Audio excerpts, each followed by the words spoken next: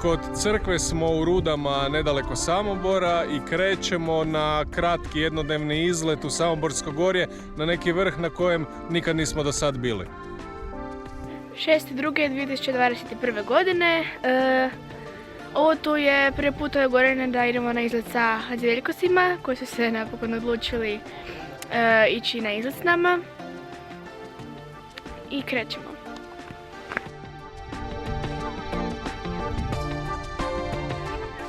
Jeste vidjeli visi baba koliko je tu već? Ne tu, nego putem. Ono nevjerojatno. Ja želim još zimu. Joj, meni je ono super dobro. Ne, ja želim snijeg.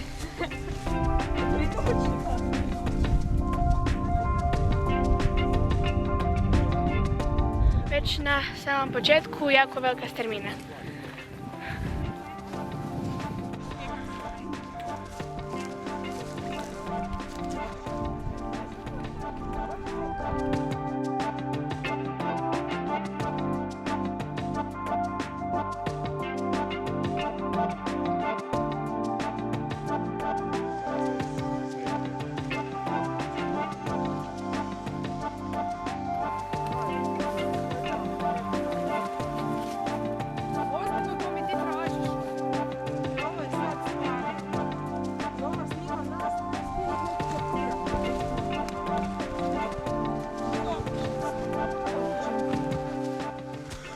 Ovaj prvi dio uspona je dosta strm. Onak, taman se zagriješ i lagano uspušiš za početak.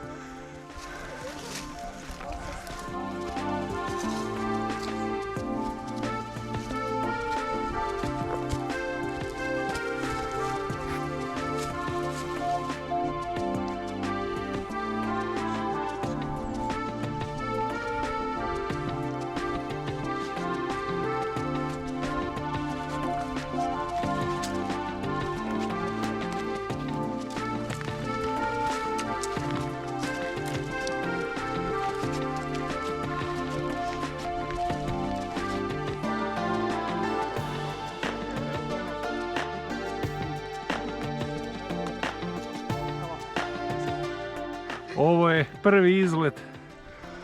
je prvi izlet u kojem Nola nosi fotić. Znači ja snimam sa novom GoPro 9, a ona moj Canon GX7. Naime, Nola je već puno puta snimala u našim zajedničkim pričama, ali onak snimila bi 10-15 kadrova nekih i to je to. A sad baš onak ima slobodu snimati ono koje ona hoće, na način na koji ona hoće, pa ćemo vidjeti. Nola? Da? I snimamo sad skupa? Da. Dobro, super.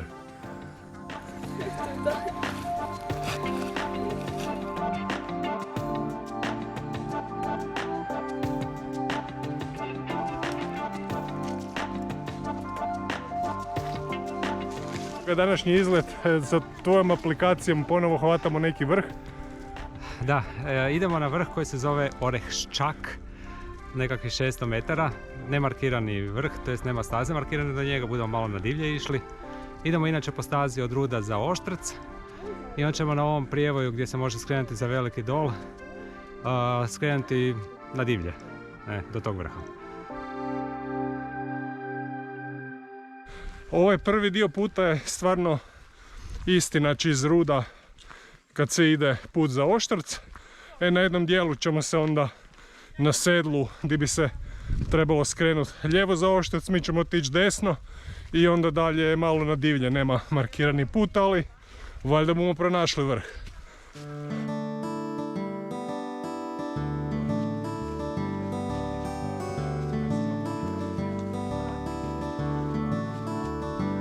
Nakon pol sata vrijeme je za voda pauzu.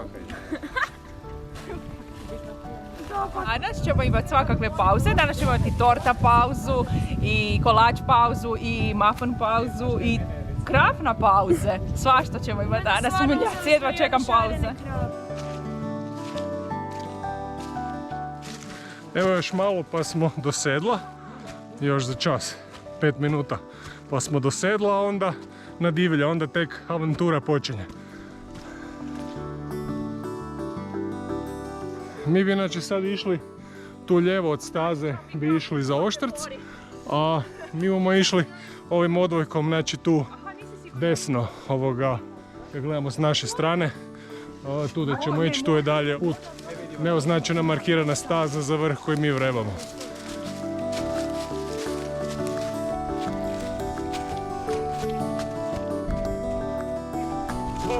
Bog.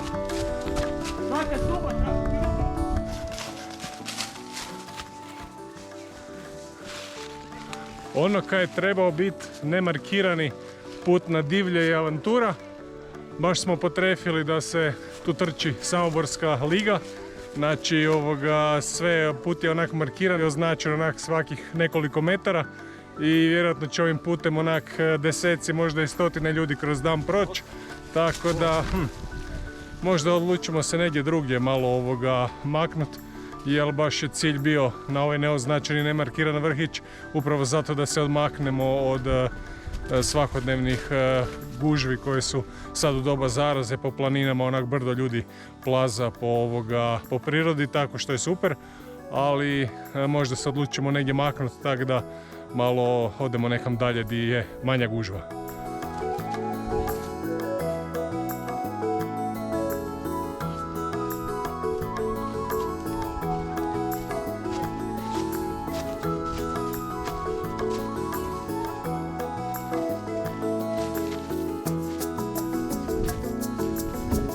Slalom između drveća i natjecatelja trkača, ali još jedno 5 minuta i na vrhu smo.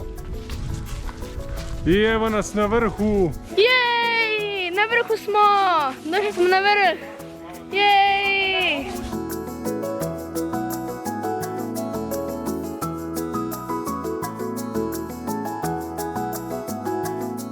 Pogled s vrha nije bog zna kaj, jer je okolo sve šuma, nema nikakav vidikovac negdje gdje bi se vidjela okolina, ali nema veze, bitno je da smo došli i da smo u prirodi. Na vrhu malo puše, pa onda planiramo negdje zapaliti vatru, speći kobase, kak je već običaj na našim izletima, pa ćemo probati pronaći neki dio malo u zavjetrini, malo ispod vrha.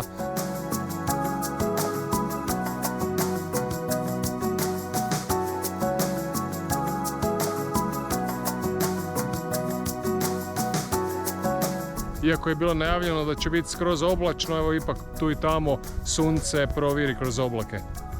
Uvijek priroda nekako nagradi oni koji se odluče pa ipak krenu na izlet.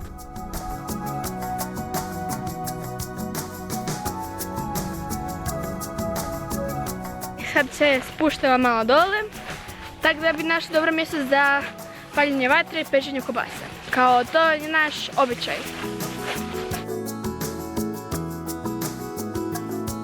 Već jedno par tjedana, kak je bilo dosta ružno vrijeme, onda nismo baš išli na neke ozbiljnije izlete u prirodu.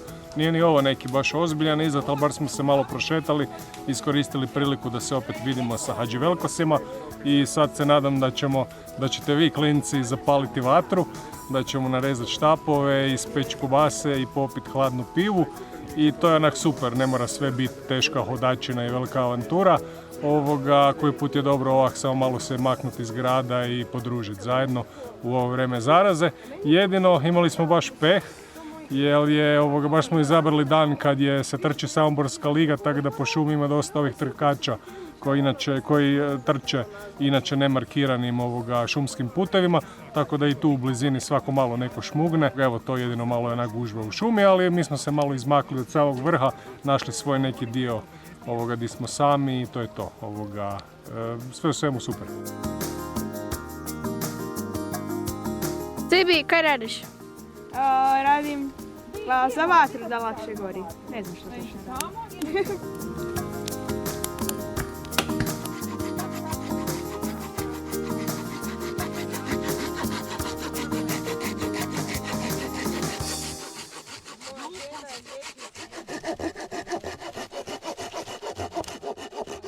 Pola 12 je jedno 45 minuta smo hodali.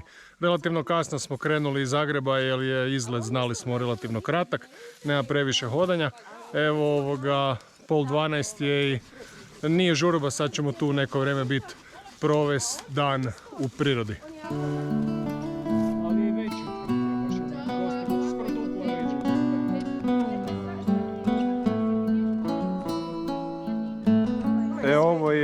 drvo mrtvo, znači skroz je suho ovo u sredini i onda ćemo ga odrezati i na njemu peći kobase.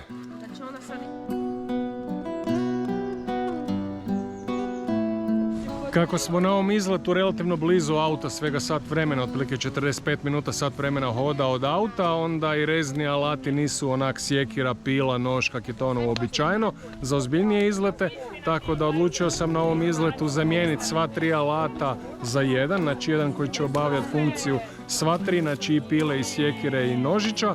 I dakle ponio sam Falkniven Tor, to je najveći, najkvalitetniji nož švedskog proizvođača Falkniven i stvarno je onak fantastičan, s njim se mogu i obarat drva i rezbarit fino štapovi za kobase i praktički je pogodan za sve zadatke.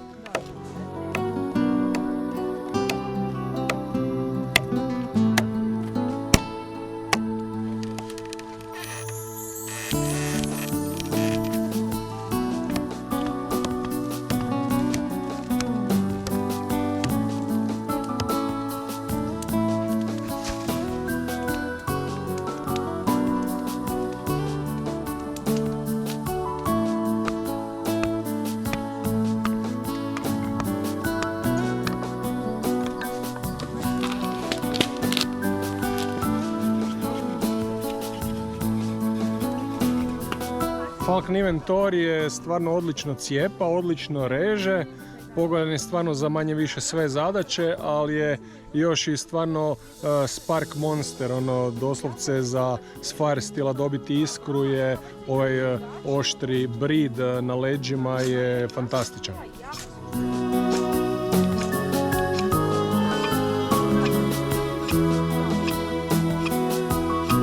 Iako je na ovom izletu neću koristiti, ali inače uvijek sa mnom je i Chris Reeve Sebenza 21 folder, ali pored Tora mi ne treba, tako da na ovom izletu je neću koristiti, ali svejedno uvijek je u džepu, pa nekako više iz navike nego iz potrebe. Svi bijerimo u potragu za štapovima za kobase. Ovo izgledaju kao savršeni štapovi za kobase.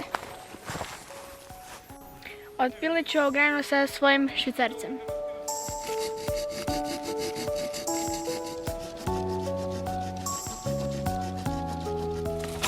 Ova mi je suha grana, klinci. Budemo neku drugu. Nisam baš zadovoljan s ovom. Ono da im treba potiš. Čekaj, Hadži, ti to imaš novi nož? Da, da. To je odličan nož. Je, super je, stvarno super. Je bolje od švicarca ovak za divljinu? Bog me je. A kaj je bolje? Pa mislim, čvršći je, mogu sa njim drva raspoloviti. Batonirat možeš, Je, a da ne pukne. I ono mi se stvarno oštar je i super je. Lijepo leži u ruci, pravi radni nož.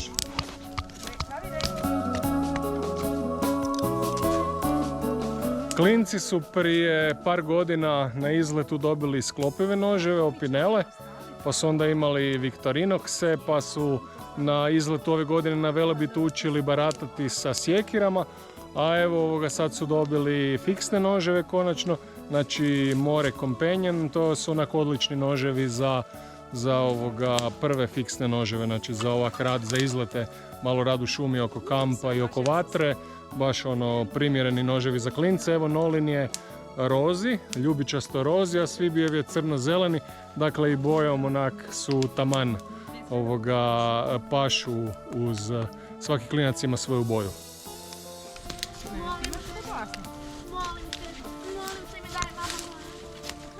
Svibore, kakav je novi nož, kak je raditi s novim nožem? Super je, jako je oštar i nije rasklopan, pa onda osjećam kao da je čvršći i super je. Čekaj Nola, imaš novi nož danas? Da, danas za razvaranje kobasa koristim novi More Companion nožić. Prvi izlet, znači, na kojem koristiš taj nož. I ti svi imate nove noževe. Da. A boja ti baš paše uz flis. Da.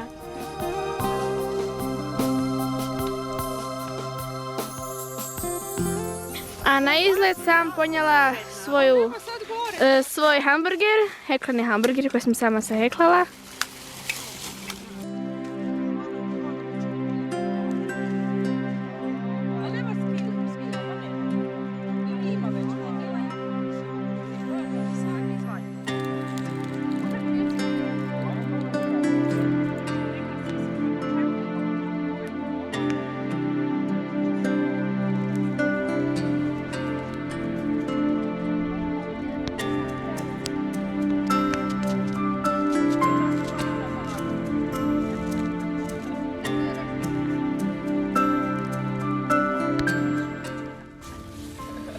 Ova kobasa izgleda kukuruza.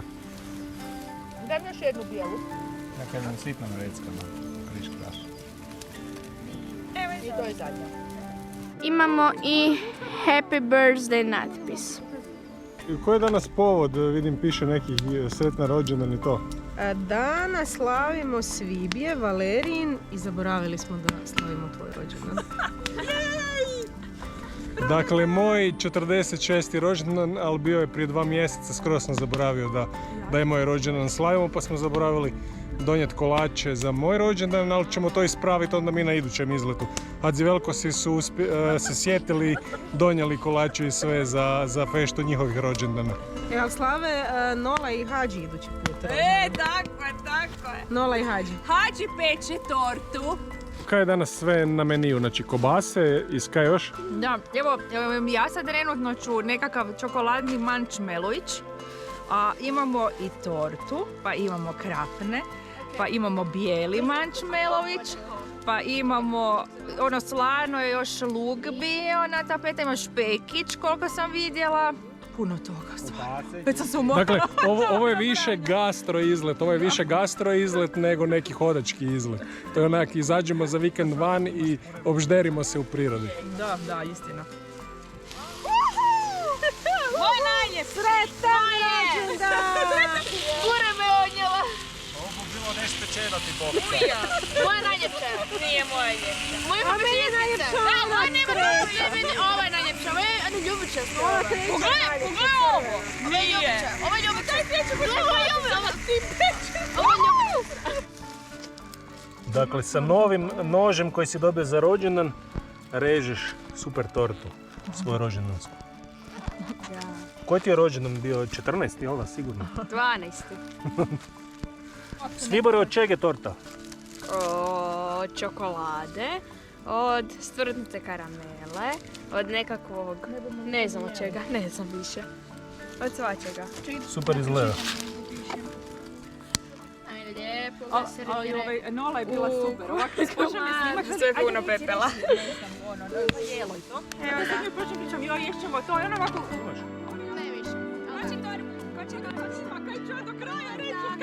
To je neki mikro komad torte, Svibore. Ne. Dobro, lijepo je torta. Neću, ja jedem kobasu. Ko želi tortu?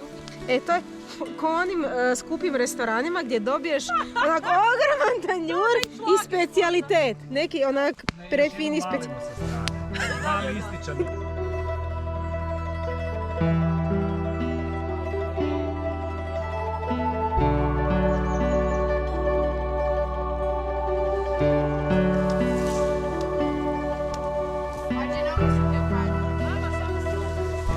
Ugasili smo vatru, a sada krećemo prema autima. Još nismo sigurni hoćemo li ići nekom poprečicom ili ćemo se vratiti istim putem u kojem smo došli. Biće da se vraćamo istim putem na kojem smo i došli.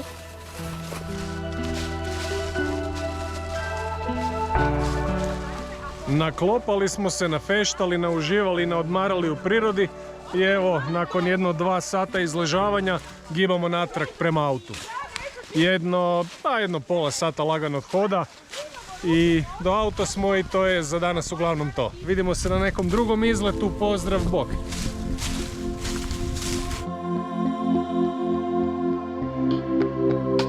Prije ovog izleta na GoPro 9, novokupljeni GoPro 9, stavio sam spužvice koje su wind shoes, znači za zaštitu mikrofona, pa me baš zanima, sad sam evo tu na Sljemenu brda, znači na vrhu na prijevoju i jako puše vjetar, stvarno dosta puše vjetar, zanima me kako se čuje, koliko reduciraju te spužve šum vjetra, pa ću vidjeti. Znači evo wind shoes spužvice na novom GoPro 9, zanima me kakav će zvuk biti.